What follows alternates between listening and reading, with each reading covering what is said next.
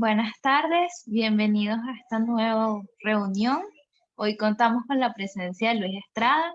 Luis Estrada es ingeniero en sistemas informáticos por la Universidad Francisco Marroquín y tiene un máster en administración de empresas por la Pontificia Universidad Católica de Chile. Es un profesional con más de 18 años de experiencia trabajando en las áreas tecnológicas y comerciales de empresas multinacionales. Bienvenido, Luis, y gracias por acompañarnos el día de hoy. Hola Alejandra, muchas gracias. Encantado de estar aquí. Agregando un poco a la experiencia, pues actualmente estoy laborando como director de ciberseguridad de un banco en Guatemala llamado Bantra, Banco de los Trabajadores. Y les quiero dar la bienvenida a esta charla del día de hoy, donde estaremos atacando un tema que creo que cada vez toma más relevancia en el espacio de la ciberseguridad. Y es la gestión del riesgo cibernético de entidades terceras. Entonces, la agenda que estaremos viendo el día de hoy, pues el primer punto, vamos a platicar un poco de entendiendo realmente, pues, qué significa, qué es la gestión de riesgos de entidades terceras. De ahí platicar un poco de la importancia de cómo comunicar acerca de estos planes dentro de las empresas donde laboramos actualmente. De ahí vamos a entrar y ver cómo tradicionalmente se ha atacado el tema de la gestión de riesgos de proveedores terceros. Vamos a ver ahí un poco los retos que tenían estos métodos tradicionales de gestión de riesgos de terceros. De ahí, pues, hablar un poco del futuro, ¿verdad? Cómo estamos evolucionando esta metodología utilizando inteligencia artificial, ¿verdad? Y una gestión basada en analítica de datos. Y por último, pues sí voy a hacer mención de una herramienta que recién estoy comenzando a utilizar, porque no sería justo hablar de estos retos y por lo menos no mencionar una plataforma que hoy en día pueden usar en la práctica para llevarlo a cabo.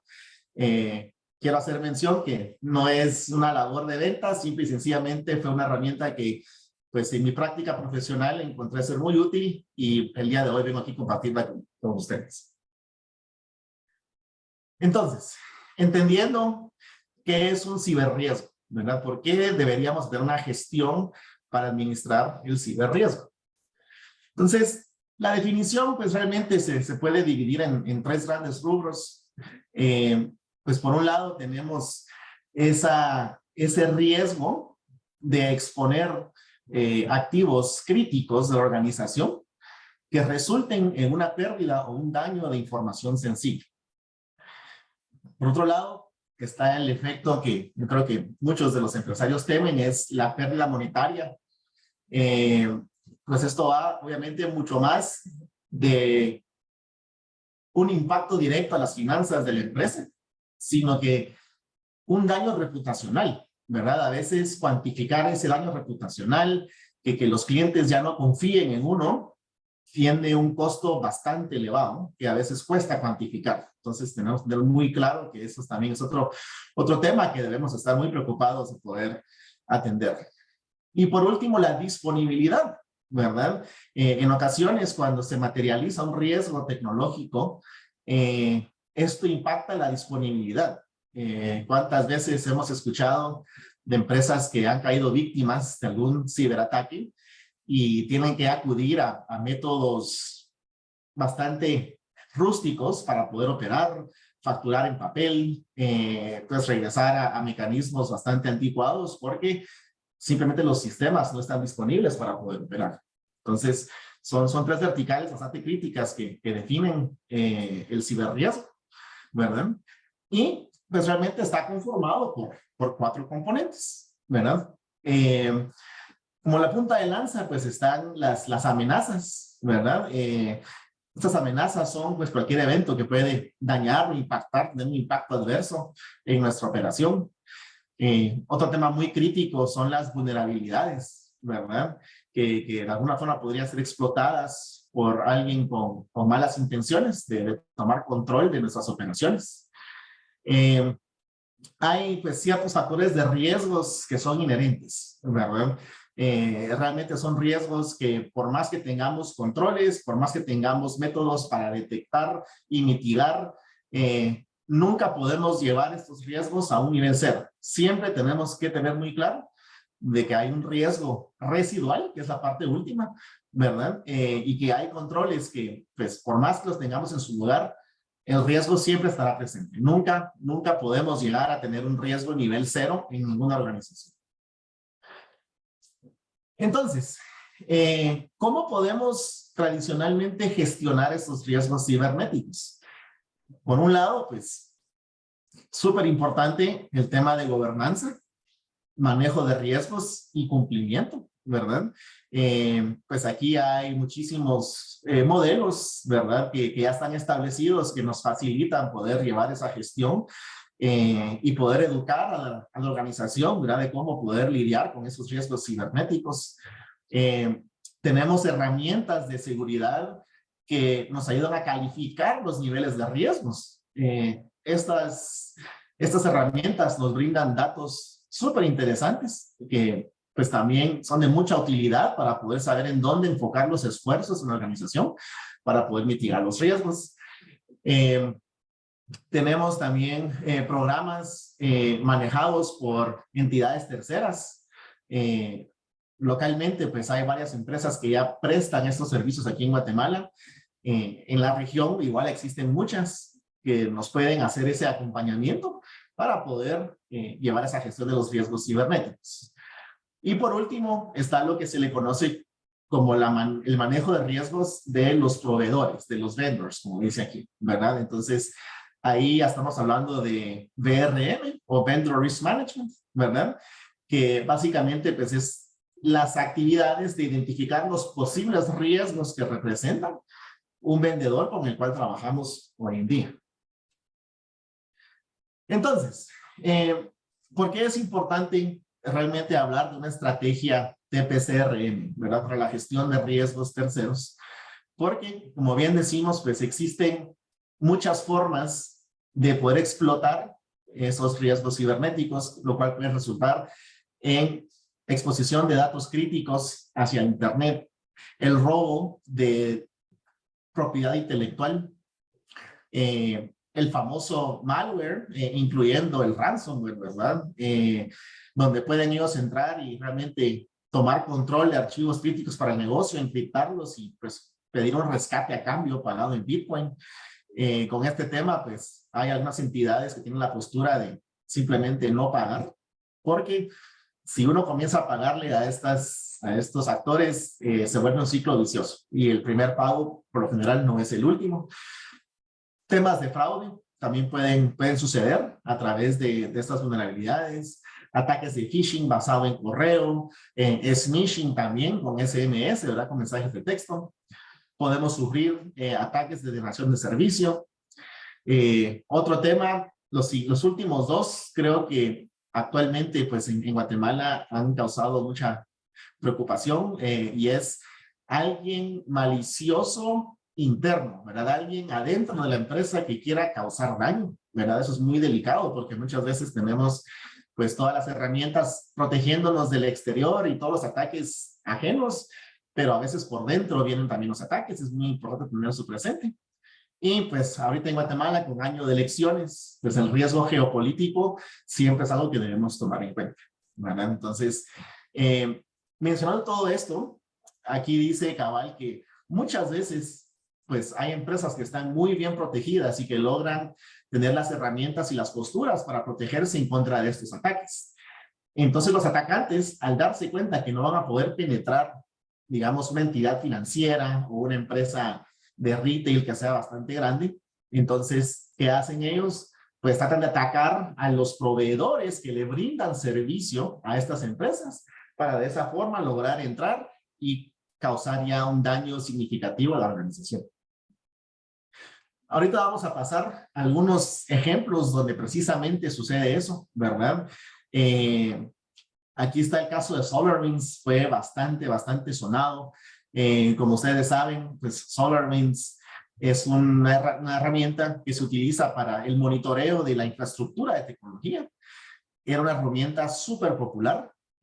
Todavía la usan muchas empresas, pero en ese entonces, en el 2020, 425 de las 500 empresas Fortune 500 utilizaban SolarWinds.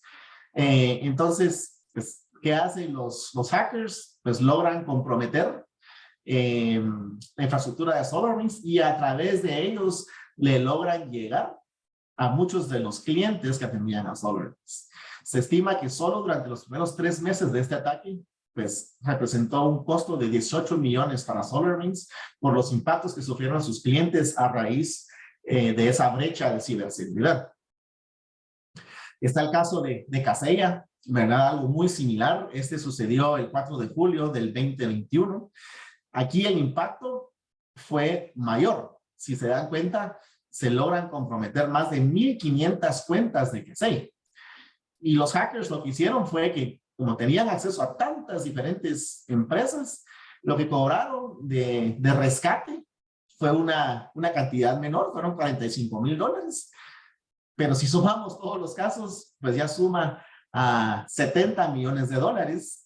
Y algo que no está contemplado aquí en este análisis es de que muchos de las empresas que cayeron víctimas por el hackeo de Kaseya eran Managed Service Providers, eran MSPs. Entonces, ellos a su vez tenían también interconectadas muchas empresas.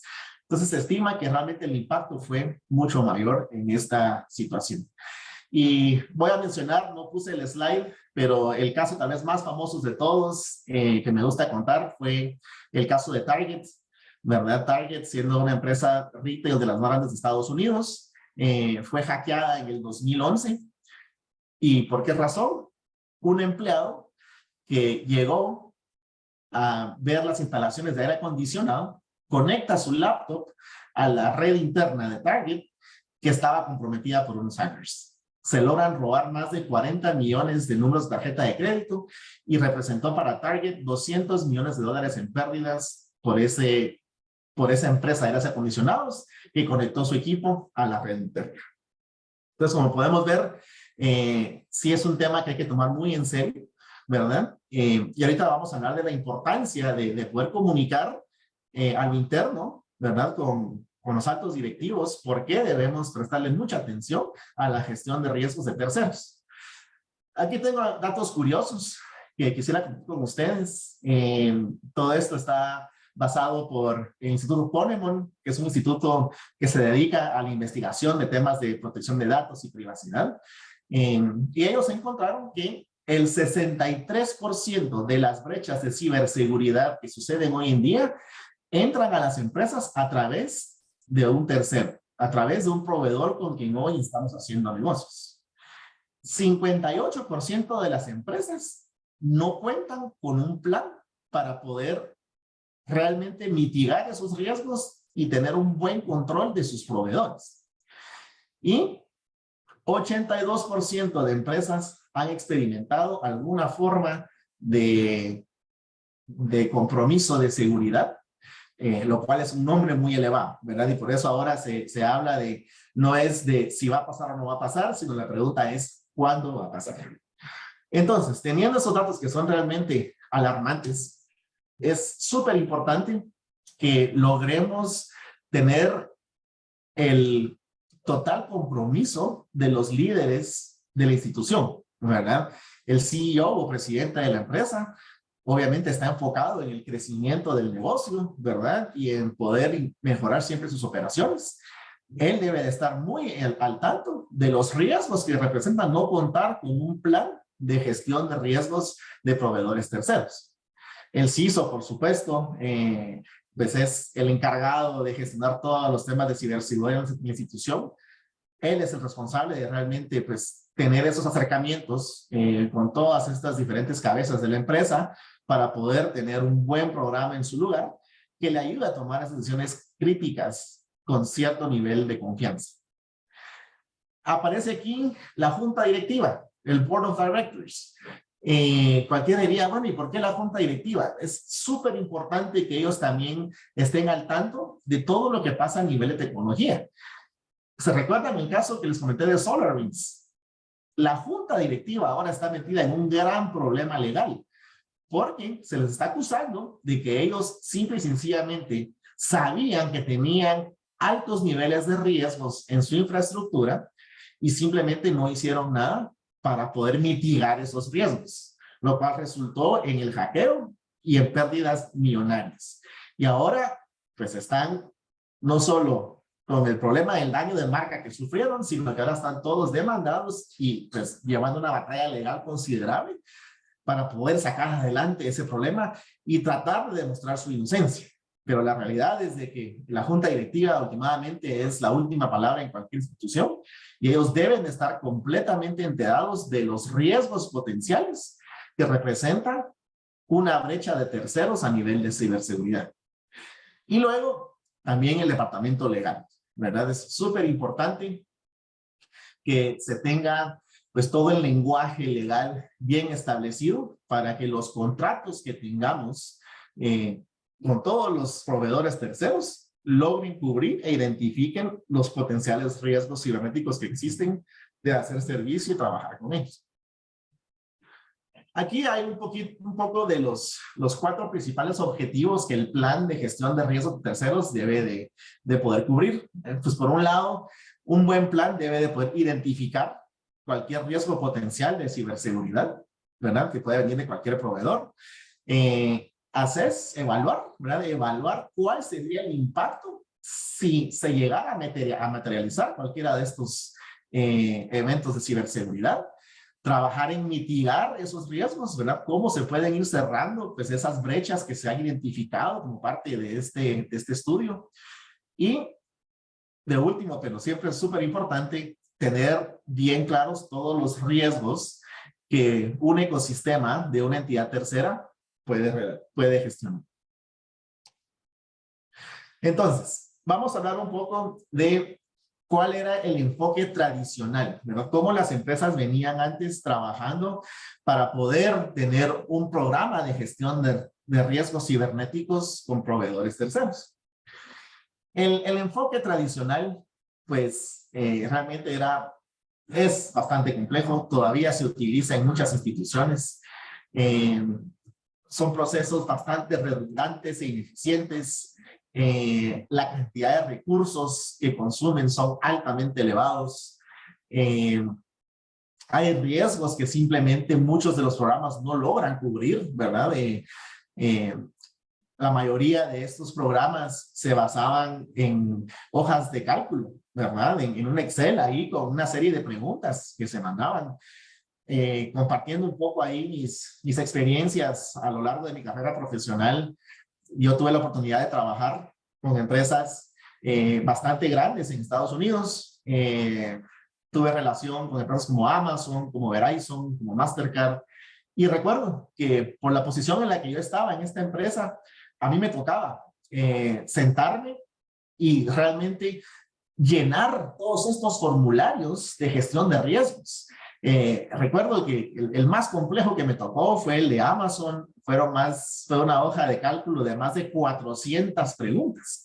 400 preguntas que me tocó llenar a nivel de ciberseguridad.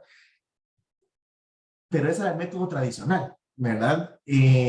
Realmente era un tema bastante complicado, porque estamos hablando de que primero solo lo llené una vez, nunca pedían que se fuera actualizando a lo largo del tiempo.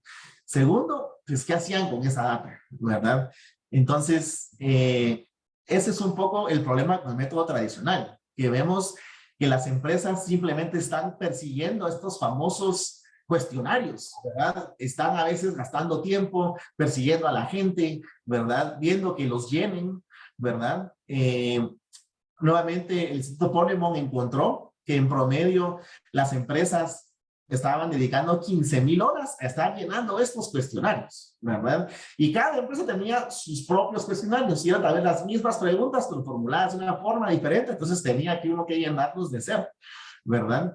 Luego, pues también habían empresas grandes que trabajaban con empresas más pequeñas que tenían equipos de tecnología un poco más limitados en recursos, ¿verdad? Y entonces estas empresas ponían a esos recursos a llenar esos cuestionarios y eso los distraía de sus actividades del día a día, lo cual de por sí ya era un riesgo, ¿verdad? Entonces, Y en algunos casos, pues los cuestionarios no venían llenados completos o venían llenados con información a medias, ¿verdad? Y entonces, de todas formas, no se identificaban todos los riesgos. Y el principal problema bajo este esquema de llenar sus cuestionarios es de que tenés a ciertos proveedores que pueden ser críticos para el negocio y que no nos dan la luz verde para trabajar con ellos porque tenemos que tener todo este papeleo. Entonces es un proceso bastante anticuado, ¿verdad? Pues recapitulando, ¿verdad? Todo el tema de llenar los spreadsheets, como les dije, pues realmente no agrega valor, ¿verdad? Cuesta mucho extraer la data de esos spreadsheets.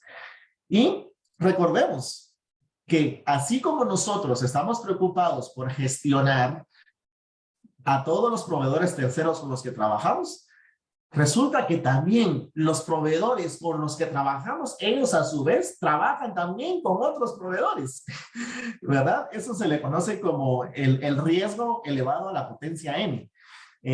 Porque si empezamos a ver, se vuelve algo que realmente llega a ser incontrolable, ¿verdad? Llenando simples hojas de cálculo va a ser imposible que logremos realmente dimensionar los riesgos que representa trabajar con entidades terceras. Entonces, ¿de qué nos sirve colectar tanta data si realmente no estamos manejando los riesgos? ¿Verdad? Estas grandes hojas de cálculo dejaban muy poco tiempo para analizar y realmente deducir cuáles eran los riesgos, ¿verdad? Podíamos tener toda la data en el mundo, como ese cuestionario que llené de 450 preguntas, pero si no hay puntos accionables que yo pueda sacar de esa hoja de cálculo, entonces se vuelve solo en ruido, solo es data de ruido, ¿verdad? Realmente pues no tenemos una foto completa de qué es lo que está pasando. Y lastimosamente los métodos tradicionales de gestionar el riesgo cibernético se vuelve ya más en un tema puramente regulatorio. Entonces cuando vengan los auditores, digamos en mi caso que estamos en el sector financiero, cuando venga la superintendencia, yo le puedo decir, sí, mire, estoy cumpliendo aquí, va, me ponen el chequecito y ya cumplí. Pero en la práctica, ¿de qué me sirve cumplir si los riesgos siguen estando latentes y yo no tengo realmente una forma de poder accionar y poder hacer algo al respecto con esa información? Entonces, hablemos un poco del futuro. ¿Cómo podemos mejorar ese sistema que pues claramente tiene sus falencias, ¿verdad? Que es un sistema muy manual, utilizando pues tecnologías modernas, ¿verdad? Entonces, entra un nuevo concepto basado en la gestión de datos, ¿verdad? Y aquí lo que se está tratando de lograr es, pues por un lado, tener una colaboración a nivel de toda la comunidad, ¿verdad? Por ejemplo, imagino que muchos de ustedes utilizan servicios en la nube, trabajan con AWS, trabajan con Google, trabajan con Azure, ¿verdad? Entonces, ¿para qué cada quien tener que hacer su análisis de ciberriesgo de ese proveedor tercero? ¿Por qué no poder compartir? Si alguien tiene un análisis ya muy granular y muy detallado, compartir esa información nos ayuda a reducir los tiempos y tomar mejores decisiones, ¿verdad? Ese es el famoso concepto de one to many, ¿verdad? Entonces, ¿qué sucede? La gente, digamos, de AWS llenan una vez un listado muy completo y se puede compartir con muchas entidades, ¿verdad? Y eso, pues, nos brinda velocidad y reduce los gastos. Luego también es importante que la data que estamos analizando sea estandarizada, ¿verdad? Como les decía, yo en mis experiencias, los cuestionarios todos eran diferentes y todos tenían un enfoque distinto y todos tenían puntuaciones distintas, ¿verdad? Qué mejor si podemos llegar a un acuerdo de data estandarizada para que sea muy fácil poder comparar la postura de ciberseguridad de un AWS contra un Google Cloud, por ejemplo. Y, pues, ¿por qué no? Utilizar analíticos avanzados, ¿verdad? Como bien sabemos, hay muchos escenarios hoy en día que podemos aprovechar para tener analíticos más avanzados y de esta forma, pues, ir mejorando esa postura de ciberseguridad de los terceros. Entonces, lo que se busca es tener realmente un ecosistema completo, ¿verdad? Que por un lado nos dé las capacidades de poder hacer esas comparaciones directas entre los distintos proveedores con los que trabajamos.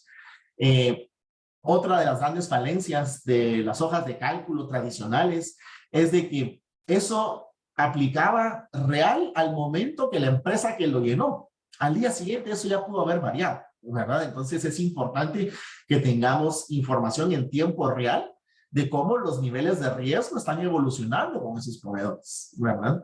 Y en base a esta información, poder tomar ya decisiones de cómo realmente ir mitigando esos riesgos para poder tener un ecosistema que esté más balanceado. Entonces, para poder hacer esto, obviamente podemos incorporar aquí buenas prácticas, ¿verdad?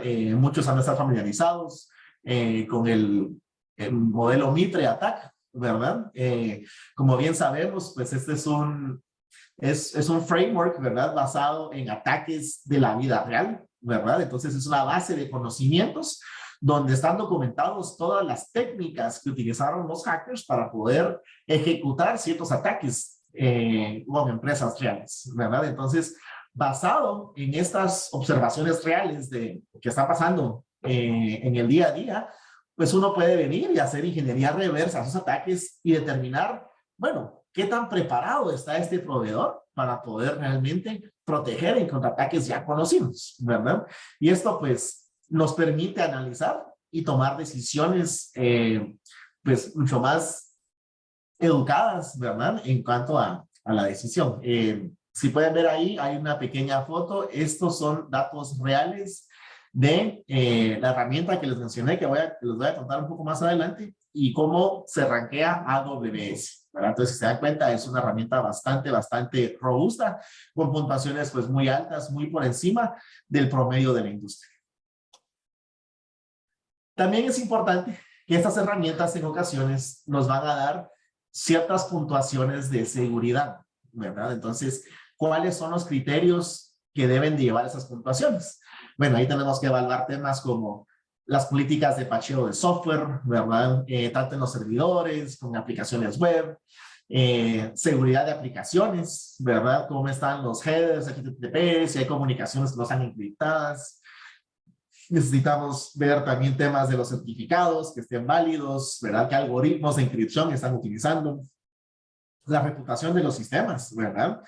Que no tengan servidores de control, ¿verdad? Para botnets, ¿verdad? Que no tengan dispositivos claramente identificados que se están comunicando con botnets, que no tengan sitios de phishing en su infraestructura. Llevar un histórico, ¿verdad? De si ha sufrido o no alguna brecha de ciberseguridad, súper importante, ¿verdad? Si vemos una alerta de esas, sería bueno tal vez cerrar las puertas en lo que terminó de averiguar y de qué consistió esa brecha de seguridad con el proveedor. Temas de seguridad de correo electrónico, seguridad de DNS, ¿verdad? De filtrado de la red, ¿verdad? Que no tengan ahí dispositivos no seguros o dispositivos IoT que puedan ser comprometidos. Entonces, todas estas variables se pueden tomar en cuenta para poder sacar ese punteo de seguridad.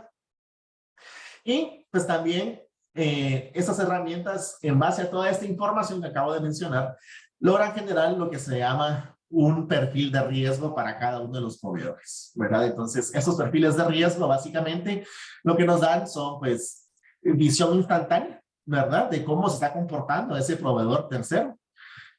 No tiene que andar uno gastando tiempo muy valioso, pues persiguiendo datos, ¿verdad? Para tomar una decisión. Y es fácil priorizar las actividades que uno va a hacer al interno en base a los análisis que vemos del Mitre ATT&CK, ¿verdad? Para ver qué escenarios podrían de alguna forma impactarnos. Entonces, llegamos a la herramienta que les voy a compartir. Les repito, no tengo ninguna relación con ellos, simplemente fue una herramienta que conocí en RSA ahorita en San Francisco, me pareció súper interesante. Veo que alguien estaba queriendo preguntar algo, ¿no? Bueno, sigamos. Entonces, esta herramienta pues nos ayuda, ¿verdad? Para analizar y reportar la data, ¿verdad? Nos permite identificar rápidamente los ciberriesgos con proveedores terceros. Es una forma muy eficiente de monitorear a cada uno de nuestros proveedores. La gran ventaja que ellos tienen es de que ellos han logrado crear este Cyber Risk Exchange, ¿verdad? Entonces, ¿qué quiere decir esto? Por un lado, están las organizaciones que son proveedores de terceros, que están afiliados a esta empresa y ellos entran y llenan todos los cuestionarios y empiezan a colaborar con ellos para que se pueda tener esta puntuación de ciberseguridad que sea comparable con las demás organizaciones. Como pueden ver ahí, ya tienen a más de 250,000 empresas participando, ¿verdad? Tienen 4 de los 5 cloud providers, 12 de las 20 firmas de abogados, ¿verdad? Firmas de equity, ¿verdad? Firmas de contabilidad. Si uno quisiera analizar alguna empresa que no está ahí, ellos tienen un equipo que recibe esa solicitud, se pone en contacto con la empresa y la van agregando a estas 250,000, ¿verdad? Entonces, es una forma bastante eficiente y bastante fácil de poder entrar y evaluar los niveles de seguridad. Yo probando la herramienta, por ejemplo, le dan a uno en la versión gratuita acceso a la data de Amazon. Y yo pude ver cómo de un día a otro cambiaron los niveles de riesgos. La cantidad de riesgos altos no había ninguno, medios, el número varió, igual los bajos, y uno puede entrar ahí y ver un análisis completo de cómo se está comportando la ciberseguridad de este proveedor. Como les repito, la idea aquí no es vender un producto. Sí les quería mencionar de herramientas más tradicionales, ¿verdad? Que existen en el mercado. Son las herramientas conocidas como GRC, que es de Governance, Risk Management y Compliance. Entonces, 4 empresas líderes en ese espacio. Pues tenemos IBM Open Pages, MetricStream, que está catalogado por Gartner como el líder en el cuadrante, ServiceNow y SAP GRC, ¿verdad? Que son herramientas tradicionales, pero que no se benefician de ese ecosistema que les mencionaba, donde uno pues fácilmente puede visualizar cómo se compara nuestro proveedor con otros proveedores en temas de ciberseguridad. Y quisiera cerrar pues hablando de la importancia, ¿verdad?, de la capacitación de los empleados. Si bien estas herramientas que yo acabo de mencionar nos dan pues una visión súper importante y nos permiten estar un paso adelante en la gestión de los riesgos cibernéticos de entidades terceras con las que trabajamos, siempre es crítico que los empleados sean esa primera barrera de defensa, ¿verdad? Ellos son los que deben ayudarnos a proteger los activos de la empresa. Prácticamente todos los empleados en algún momento van a interactuar con una empresa tercera. Todos tenemos proveedores, ¿verdad? Y todos los empleados de una u otra forma van a interactuar con esos proveedores. Entonces es importante que tengamos planes de capacitación para que los empleados puedan identificar esos ciberincidentes y tratar de evitar pues errores causados por el humano, ¿verdad? Y pues obviamente importante tener un proceso bien establecido, ¿verdad? Que nos permita poder evaluar esa relación con esos proveedores. Entonces esa era la reunión para el día de hoy. Espero que lo hayan encontrado interesante. Tengo algunas fotos adicionales de la herramienta que no sé si vale la pena entrar a detalle a verlas, pero quisiera ahora abrir el espacio para preguntas. Muchas gracias, Luis. Bueno, abrimos el espacio para las preguntas que tenga la audiencia, comentarios, experiencias si han utilizado estos sistemas. Sumamente importante hablar sobre la gestión de riesgo, saber evaluarlo, su probabilidad, su impacto. Un tema muy novedoso y gracias por presentarnos la manera tradicional y estas nuevas formas que tenemos de afrontarlo.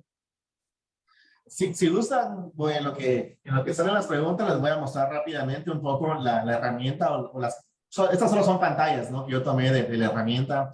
Algo que me pareció súper interesante es que, pues si bien uno puede trabajar con muchos proveedores terceros, la forma como interactuamos con ellos también decide mucho esa puntuación de ciberseguridad que le vamos a dar, ¿verdad? Si tenemos, por ejemplo, una integración a nivel de procesos, a nivel de gente, por ejemplo, con Amazon, ellos te preguntan a nivel de data, a nivel de aplicaciones, a nivel de identidades digitales. Entonces, uno tiene que llenar estos cuestionarios con cada proveedor, ¿verdad? Para poder realmente entender qué tan elevado no es el riesgo que puede representar para mi organización hacer negocios con ellos, ¿verdad? Luego ya nos da ciertos insights, ¿verdad? Aquí está el caso de Amazon Web Services, como les decía, una puntuación pues muy alta la que ellos tienen. Te puede dar un desglose ¿verdad? De cómo lo fueron ellos calificando. Aquí está un poco de Threat Intelligence y le tomé foto a los 2 días para que vieran cómo cambió de un día para otro, ¿verdad? El día de ayer estaba en 7 de 41, hoy está en 8 de 41, ¿verdad? Y los medium cambiaron de 2 a 3. Entonces uno puede estar viendo aquí cómo los proveedores están cambiando a nivel de ciberseguridad. Aquí está también el ataque Mitre para Amazon, que estaba en el slide anterior. Y si uno quisiera ir más allá, uno puede incluso descargar el Excel con todas esas entrevistas y toda la evidencia. Y en este caso, para Amazon, yo descargué el Excel y analizaron más de 1,200 puntos de ciberseguridad para poder llegar a hacer este análisis.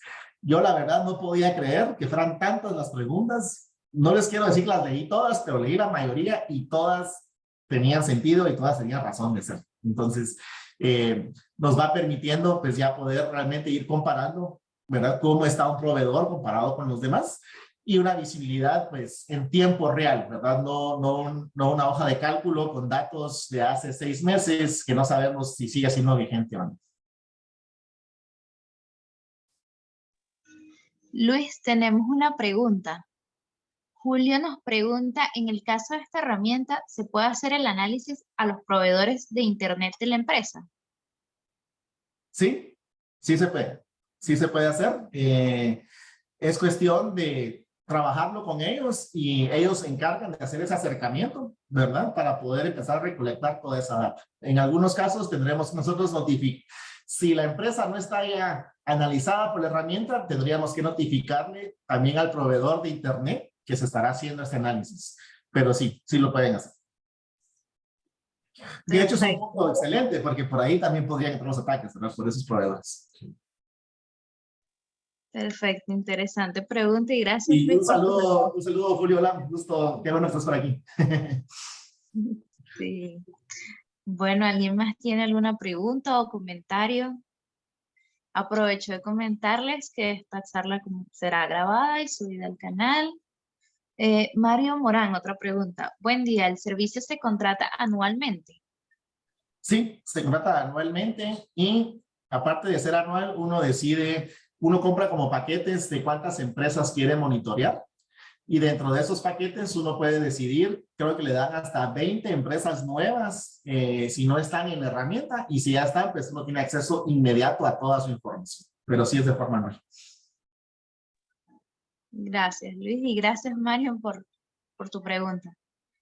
Bueno, nos pueden dejar comentarios. Eric Juárez, basado en la premisa de cómo funciona la herramienta, ¿la podríamos usar para monitorear nuestros propios servicios y cómo somos puntuados?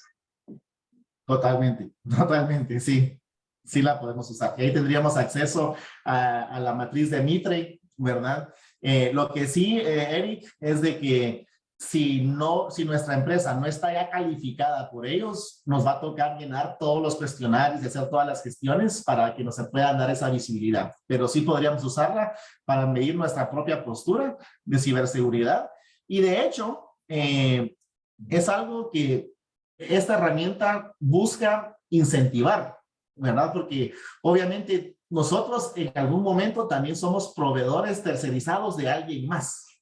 Entonces, si ya estamos evaluados por esta herramienta, le podemos decir, mire, yo ya estoy evaluado, entre aquí, puede ver mi puntuación en tiempo real, y entonces ya uno puede inspirar esa confianza para que los proveedores nuestros nos den más negocio y trabajen con nosotros. Entonces, sirve de 2 vías. Por un lado, para ver si tenemos vulnerabilidades que debemos atender, y por otro lado, para inspirar esa confianza en nuestros clientes de que pueden confiar en sus negocios porque tenemos todo bien controlado.